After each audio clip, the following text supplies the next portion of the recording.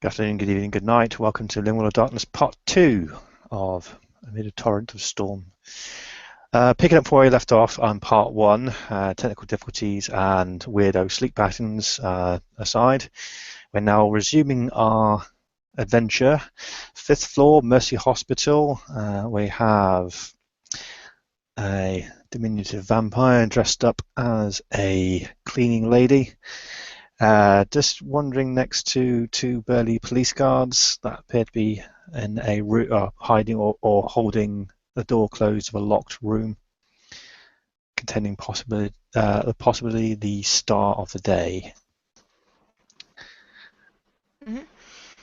Okay, first port of call, or first option of attempting to get in is as of one corner of the hallway. So as Eleanor comes around and becomes into view, she'll be doing all the doors that pretty much to all the patient wards, just going in slowly, looking like she's doing a methodical dust, coming back out, emptying the trash bin, that kind of thing. So it looks like a methodical cleaning pattern that she's meant to be doing until she gets to the door with the dudes. I'm going to do a bit of a Sherlock Holmes on them, like what I did with Maria, just looking for jewellery, names, badges. Are they tired? Do they have stubble? Have they been standing there long? Are they shifting? Are their feet sore?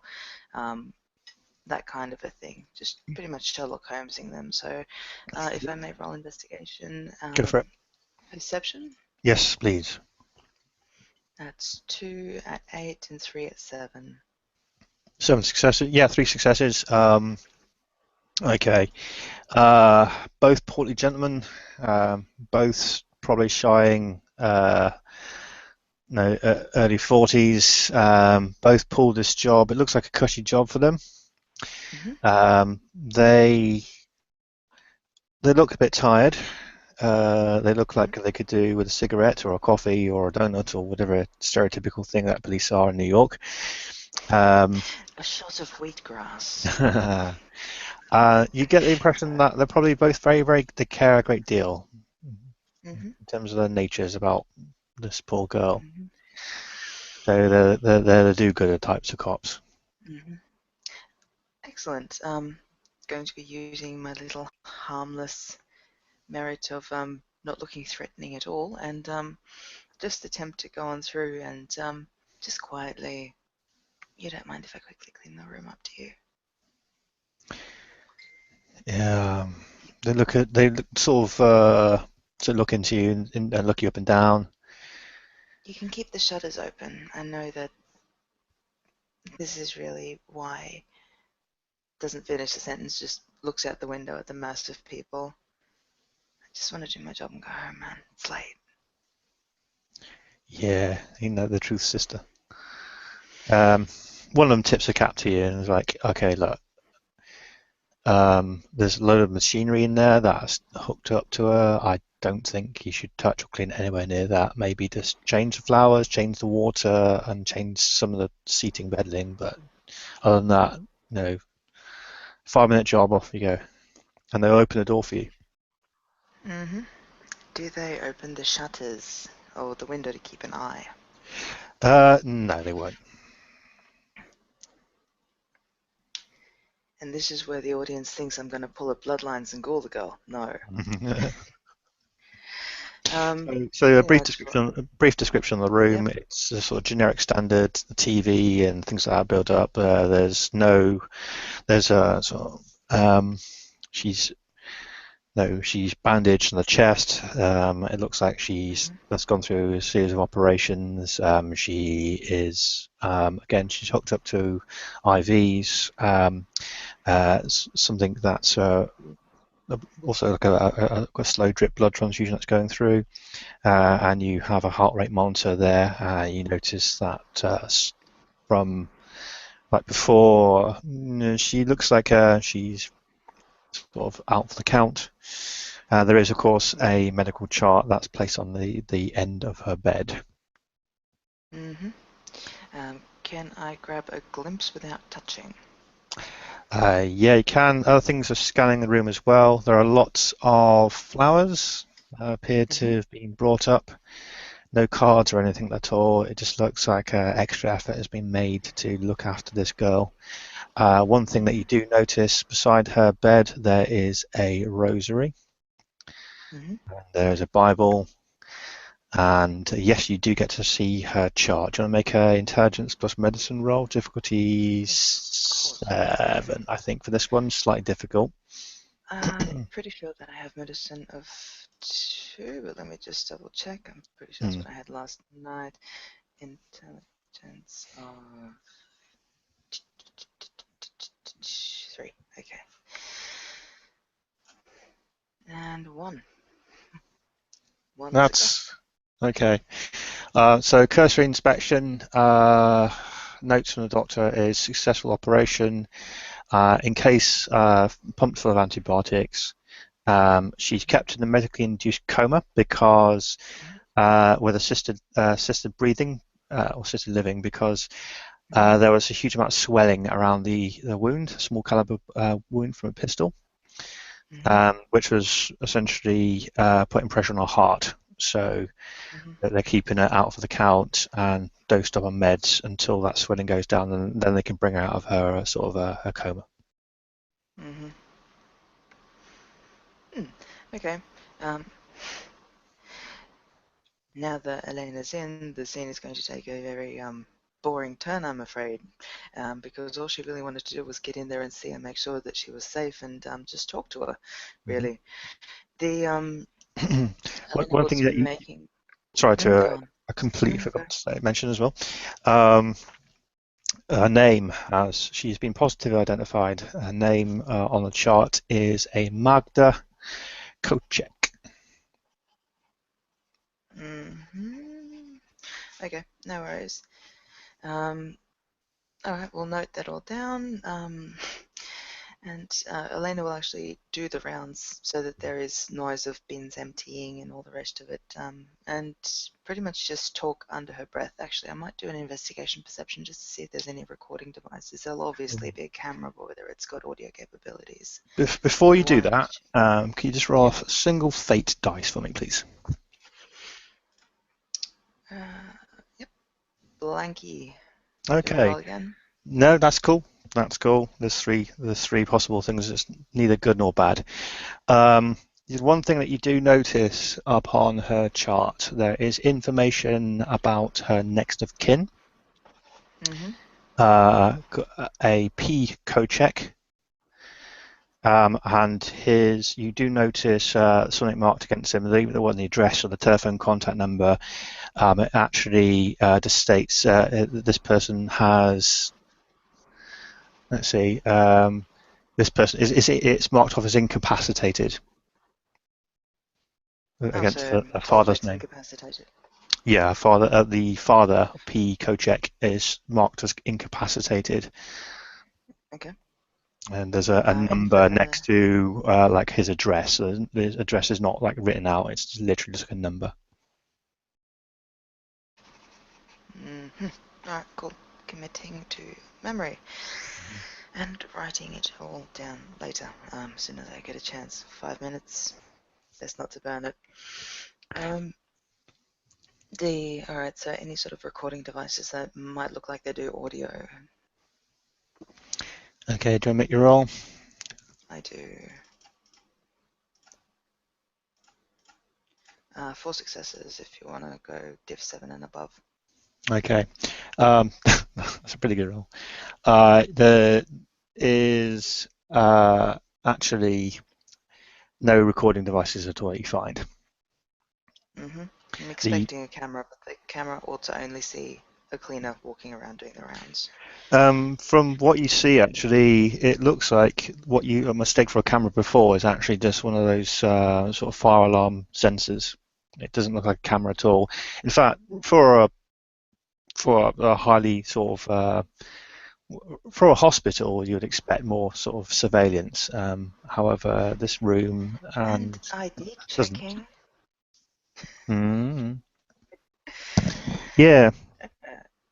However, it Uh, doesn't appear to be much going on, and there doesn't appear to be any cameras present in this at all. In fact, it looks like there's a place for one, and that sort of greasy stain mark that you'll get when you've taken something down that used to be there, Mhm. and that's about it. Not sure whether I'm happy that her sleeping camera, like her sleeping hospital footage, won't find its way to YouTube. But by the same token, somebody needs to freaking be watching her. Alright. Just head on over to the bed and just start cleaning down the railings nonchalantly, just with one hand, and just look the girl over. Just freaking commit the face to memory and just gently whisper, I don't know if you can hear me. I've heard studies that people in coma can hear every word that is said to them. I hope that's true. I really, really do. Okay. And I don't suppose that she's waking up, which is good. No, she won't, but I'll just roll a quick fake dice.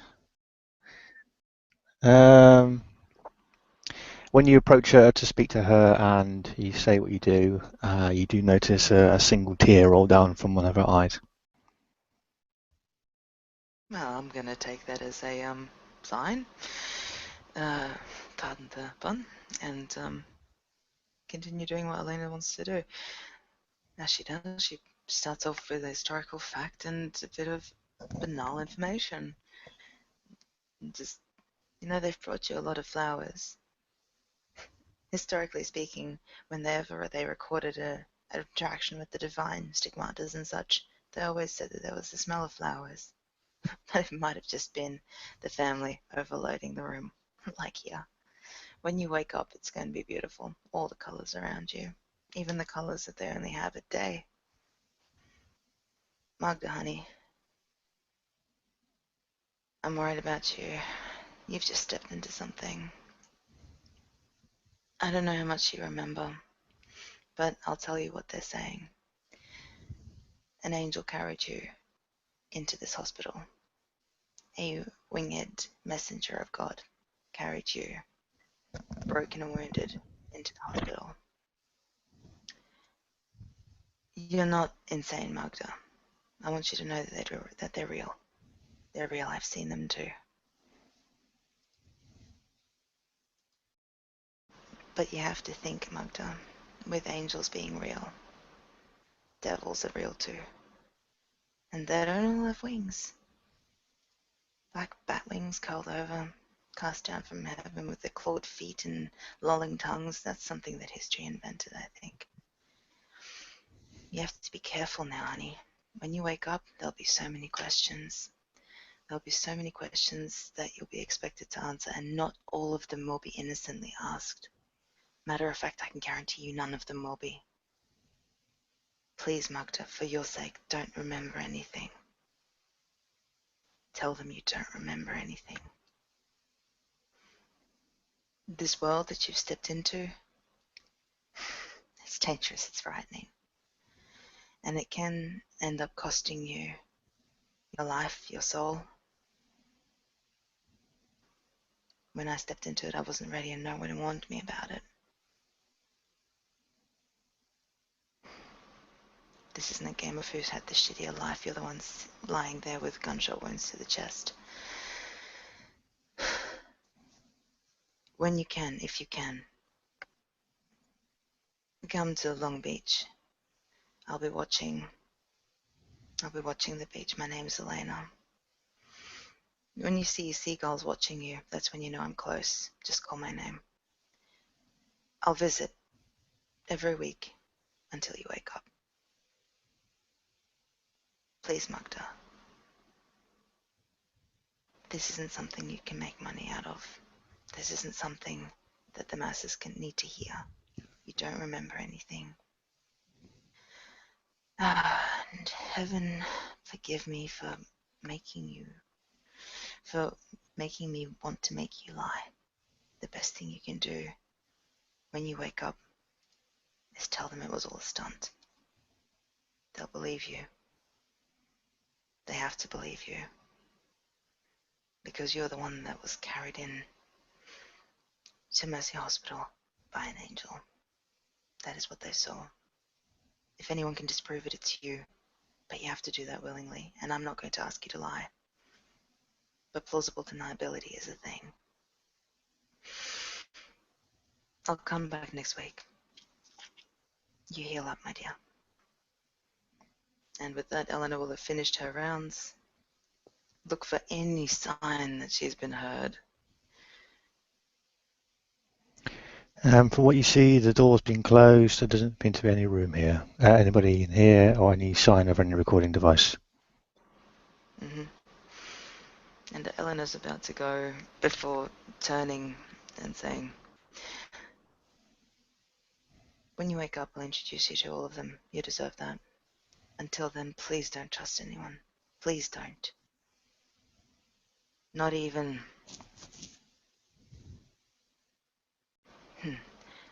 Not even Peter, was it?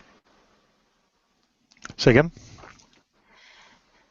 Just gambling with the name Peter, which is the most common P name, starting name in Slovak for her father, or whoever was admitted, or is also incapacitated. And it does refer to her father, yeah. Mm-hmm. It's only got the initials, so I'm gambling with the most common name, first name that starts with P. Cool. Or whatever his name was. Your family is going to be the thing that sees you through this. But your heart needs to guide you. See you in a week. And with that, Eleanor will close the door and just empty the trash into the bucket that she's collected, go off to the next room, all the way down to the hallway. As you leave, Mm-hmm. you see one of the burly sort of policemen outside, the one that's spoken to you before. He'll take his cap off and sort of have it towards one of the sides. He'll run his hand through his hair, and as he walks past, he'll like, "God be with you, man." And with you. He'll put his cap on, and he'll get a look from his partner, and he'll look back and he'll just shrug at him, and then sort of watch as you go. Eleanor will do her cutest smile. Don't forget to breathe, guys. Get a coffee. You're no good dead on your feet. Have a good night. They both tip the caps to you at that one. Yes, ma'am. Tipping their caps, so charismatic cleaner, how cute. Just to continue the facade on, because Eleanor will be using this disguise again, seeing as it's worked so well. Just going off cleaning down the hall, turn the corner, soon as out of sight, go back to the ladies, not running, hurrying so that the cameras pick up anything odd. Go in, get changed, clean his clothes and laminate in a plastic bag, and just dump the wheelie trolley of cleaning stuff back at the nearest post. Everything as it should be, slipping out unnoticed, and hopefully completed a stealthy mission where nobody knew that I was ever in or out. Is there anything you need to do in the hospital at this point? I'm tempted to go steal some blood bags, but no, I will gangrel that. Okay. And no other research that you wish to do here in the meantime, though? No, not in the meantime. I'm quite happy that I've gotten in and gotten out. Okay. Getting away with a costume and a swipey card, I'm actually not too bad for when I want to come back. So as you sort of stroll out towards the exit, you see the staff members appear to still be too overworked. There still seems to be a huge queue of people that are waiting to see doctors or nurses. There's sort of very heavy sighs from the security guards as they allow you to go out. They don't even exchange a word or a glance with you, they just let you go out. And you see the crowd outside and sort of the evening furthering on sort of with a candlelit visual as you start your way away from them. And you can hear a song that gets picked up by one or two of the people in that group. And the song is, "Our God is an awesome God who reigns from heaven above." And they continue going. And a lot of people don't know the words, but they pick it up. and they're all Mm-hmm. singing basically and doing their crazy stuff as you I'm leave the just going scene. to make. I'm just going to make a contents roll. Mm.